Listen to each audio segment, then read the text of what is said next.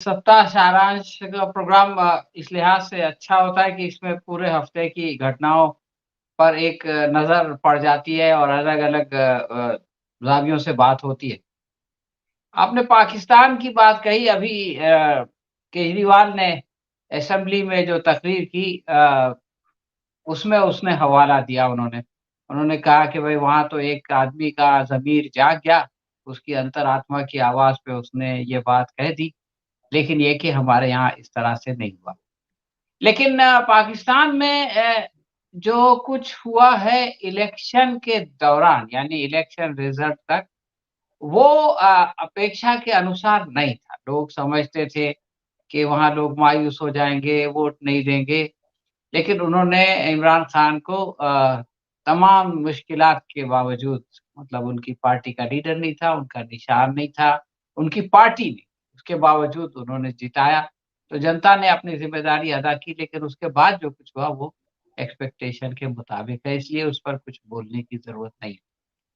मैं समझता हूँ कि इस पिछले हफ्ते की 2 घटनाएँ बहुत अहम हैं जिसकी तरफ कैलाश मीणा साहब ने हल्का-सा इशारा किया और बाद में सुभाष रानाडे साहब ने इशारा किया। देखिए मीणा साहब ने बताया कि मणिपुर में जो एक फैसला हुआ था पिछले साल मार्च में, उस फैसले को इस साल फरवरी में बदला। खुद हाई कोर्ट ने अपने फैसले में से एक पैराग्राफ कम किया। मार्च के बाद अप्रैल में वहाँ आंदोलन शुरू हुआ, मई में दंगा शुरू हुआ और ऐसे दंगे हुए कि एक छोटा-सा राज्य है उसके अंदर 50,000 लोग जो है वो रिलीफ कैंप में थे। 200 से ज़्यादा लोग मारे गए और जो महिलाओं के साथ हुआ, जिस तरह से उन पर अन्याय हुआ, जिस तरह से उनको निर्वस्त्र करके उसकी वीडियो बनाई गई, ये तो इतना शर्मनाक वाक़या था कि जिसकी जितनी निंदा की जाए कम। अब ये सब होता रहा और हाई कोर्ट सोता रहा और केंद्र सरकार सोती रही। लेकिन अब जाके अचानक हाई कोर्ट को ख़्याल आया कि उसने जो फैसले में ये कहा था कि मैती लोगों को आप आरक्षण दीजिए, ये उसका कहना गलत था इसलिए कि कोर्ट को ये कहने का इख्तियार ही नहीं है। कोर्ट को ये पावर नहीं है कि वो सरकार से ये कहे कि किसको जो है वो रिज़र्वेशन दिया जाए, किसको आरक्षण दिया जाए, किसको नहीं दिया जाए। एक गलती। दूसरी गलती ये है कि सुप्रीम कोर्ट की बेंच ने बताया कि 2018 में इसी सरकार ने एक कानून बनाया, जिसके तहत कोई भी राज्य सरकार किसी भी समुदाय को आरक्षण नहीं दे सकती। अब एक कानून है कि जिससे राज्य सरकार को आरक्षण देने से मना किया गया है। उस कानून के होते हुए जो है वो हाई कोर्ट कहता है राज्य सरकार से कि आप आरक्षण दीजिए और जो है वो सरकार राज्य सरकार आरक्षण देने की बात करती है, उसके बाद इतना कुछ हंगामा होता है।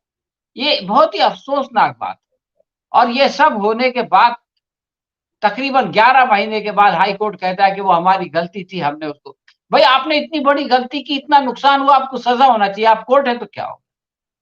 ऐसा नहीं है कि आप कोर्ट है तो आप गलती करें तो आपकी सारी गलती माफ़ है। आम आदमी गलती करे तो उसको सज़ा होनी चाहिए। ये कोई इंसाफ की बात नहीं है। मैं तो ये कहता हूँ कि वो जिन लोगों ने वो फैसला किया और जिनकी वजह से ये दंगे हुए और जिनकी वजह से इतनी जानें गई और लोगों को इतनी तकलीफ हुई, उनको उसकी सज़ा देनी चाहिए। वो कोर्ट हो, जज हो, वकील हो, जो भी। तो अब आप ये देखें कि जिस हफ्ते हाई कोर्ट का ये फैसला आया, उसी हफ्ते एग्ज़ैक्टली वैसा फैसला महाराष्ट्र में हो गया। यानी हाई कोर्ट वहाँ पे ये कह रहा है कि सुप्रीम कोर्ट ने हमको बताया कि हमने गलती की, हमको जो है वो किसी को ये किसी राज्य सरकार को किसी को आरक्षण देने का अधिकार नहीं है और महाराष्ट्र की सरकार जो है वो मराठों को 10% जो है वो आरक्षण दे रही है। एक ही हफ्ते में, एक ही दिन आगे पीछे ये 2 बातें जो एक दूसरे के बिल्कुल अपोज़िट वो हो रही है। अब ये महाराष्ट्र की सरकार को नहीं मालूम कि हाई कोर्ट क्या कर रहा है। सुप्रीम कोर्ट ने क्या कहा? फिर क्यों आरक्षण दे रहे हैं आप? इसलिए आरक्षण दे रहे हैं कि आप जो है वो मराठा आंदोलन को खत्म करना चाहते हैं और अपने प्रदेश की जनता को मूर्ख बनाना चाहते हैं। तो ये जो मूर्ख बनाने का सिलसिला है, इससे पहले 2 बार दिया गया, दोनों बार सुप्रीम कोर्ट में खत्म हुआ, तीसरी मर्तबा फिर दिया गया।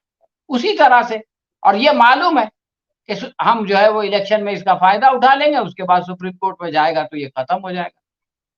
तो इस तरह से जो ये लोगों को बेवकूफ़ बनाने का खेल खेला जा रहा है, ये खेल जो है वो बंद होना चाहिए। और आप ये देखें कि जो मनोज जारंगे पाटिल जो ये आंदोलन चला रहे हैं, उन्होंने कल कितनी सख्त बातें कही। आपने वो इंटरव्यू रानाडे साहब ने तो पढ़ा ही होगा, मराठी अखबारात पढ़ते हैं, सोनवणे साहब ने पढ़ा होगा, लेकिन सब लोगों को पढ़ना चाहिए।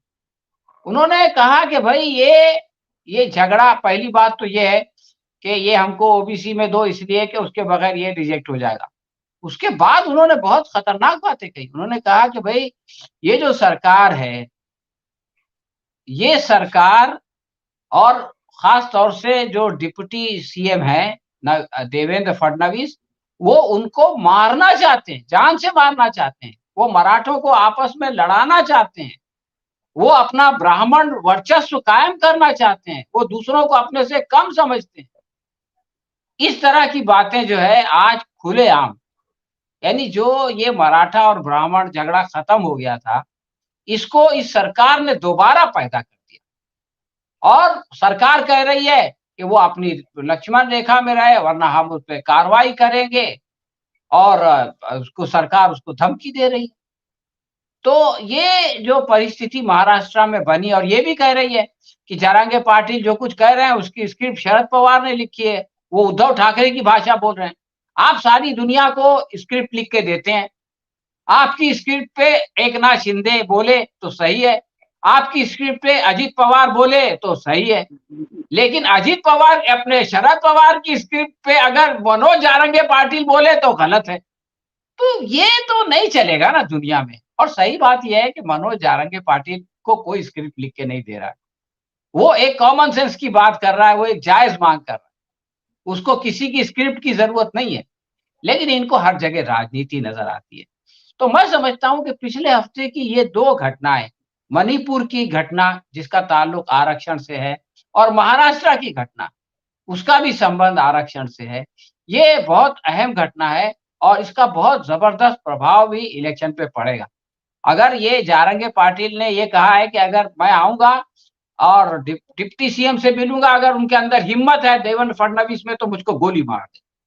और आप ये समझ लें कि अगर जारंगे पाटिल की जो है वो सेहत खराब है, और अगर उनकी सेहत को कुछ और खराबी आ गई, तो इसकी बहुत बड़ी कीमत इस सरकार को चुकानी पड़ेगी। महाराष्ट्र बहुत बड़ा प्रदेश है। उत्तर प्रदेश के बाद सबसे ज़्यादा जो है वो सांसद महाराष्ट्र से जाते हैं। तो एक बहुत ही खतरनाक डेवलपमेंट है जो कि महाराष्ट्र में हो रहा है। दूसरी जो घटना है उस पर मैं छोटा संक्षिप्त में बात करूँगा, 3 घटनाओं पे। एक तो जो उत्तर प्रदेश में पुलिस वाला मामला हुआ, और उसमें जो ब्रजेश पाल नाम के नौजवान ने कन्नौज में आत्महत्या की। आप उसकी आत्महत्या सुसाइड नोट पढ़िए। उसने कहा कि मेरी उम्र 28 साल हो गई, आधी उम्र पढ़ते हुए गुज़र गई। इस डिग्री का क्या फ़ायदा? मैंने इन डिग्रियों को जला दिया है। और उसने अपने माँ-बाप से कहा कि मैंने आपके साथ धोखा किया है। और फिर उसने आत्महत्या की। हालाँकि सच्ची बात ये है कि उसने अपने माँ-बाप के साथ धोखा नहीं किया।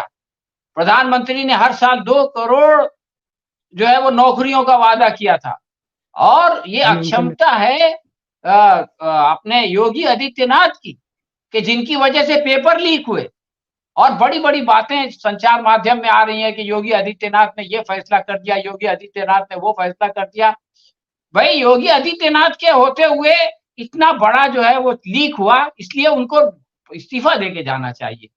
तो ये जो बेरोज़गारी का मामला जिसको राहुल गांधी उठाते रहे हैं, अब फिर एक बार ये पुलिस भर्ती की वजह से आ गया है कि जो है वो 60,000 असामियाँ हैं, उसके लिए 48 लाख लोग अप्लाई करते हैं। इससे पता चलता है कि बेरोज़गारी भारत में कितनी ज़्यादा है। तो आखिरी बात जो है वो सुप्रीम कोर्ट की है। सुप्रीम कोर्ट जो है वो बराबर इस सरकार के नाक में दम किए हुए है। उसने पहले तो इनके बॉन्ड जो इलेक्शन चुनाव के बॉन्ड थे, उस पर पाबंदी लगाई और वो 13 तारीख तक सब उनके डोनर्स का नाम देने के लिए कहा। दूसरा काम उसने चंडीगढ़ के मामले में किया कि पहली बार किसी देश में सुप्रीम कोर्ट के अंदर जो है वो फैसला हुआ है कि भाई किसको बनाया जाए। और तीसरा फैसला उसने ये किया कि आप किसी का रास्ता नहीं रोक सकते। इस तरह से कोई बफर स्टेट नहीं बना सकते कि जिस तरह से जो है वो रूस बना रहा है यूक्रेन के और अपने बीच में एक बफर स्टेट। तो इस तरह से हरियाणा जो है वो पंजाब और दिल्ली के बीच में एक बफर स्टेट बनी हुई है। आप किसानों पे गोलियां नहीं चला सकते। आप जो है वो उनको एनएसए लगाने की धमकी नहीं दे सकते। तो ये जो सपनों में ये लोग हैं, सुप्रीम कोर्ट ये कोशिश कर रहा है कि ये जो है वो ख़यालों की दुनिया से बाहर आएँ और देखें कि देश में क्या हो रहा है। और अगर ये नहीं देखेंगे तो 3-4 महीने के बाद जनता जो है इनको होश में ले आएगी। तो बहरहाल जो भी होगा हम समझते हैं कि अच्छा होगा। सुप्रीम कोर्ट बहुत अपनी अच्छी ज़िम्मेदारी अदा कर रही है और लोगों के अंदर भी बहुत जागरूकता आ रही है और इसका अच्छा परिणाम होगा। शुक्रिया।